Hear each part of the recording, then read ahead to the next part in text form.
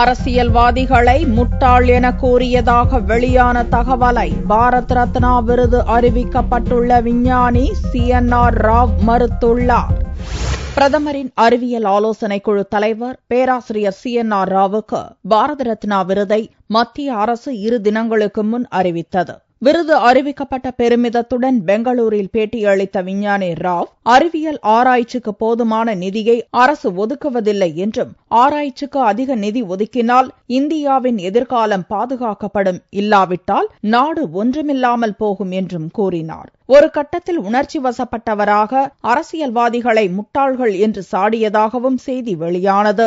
அவரது கருத்துக்கு பல்வேறு கட்சிகளிடமிருந்து கடும் கண்டனங்கள் வந்ததை தொடர்ந்து பெங்களூரில் திங்களன்று மீண்டும் நிருபர்களை சந்தித்த விஞ்ஞானி ராவ், அரசியல்வாதிகளை முட்டாள் என கூறவில்லை என்று மறுத்தார். முட்டாள்தனமான காரியங்களை செய்கின்றனர் என்றுதான் சொன்னேனே தவிர யாரையும் முட்டாள் என்று சொல்லவில்லை என்றும் ராவ் விளக்கம் அளித்தார்.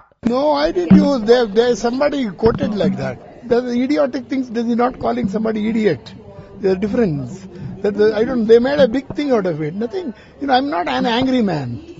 I'm a person who wants transformation and reformation, but no anger. ஆராய்ச்சி துறையில் மற்ற நாடுகளுடன் இந்தியா போட்டியிடும் அளவுக்கு அதிக நிதியை ஆராய்ச்சி பணிகளுக்கு ஒதுக்க வேண்டும் எனவும் மத்திய அரசை CNR ராவ் வலியுறுத்தினார்.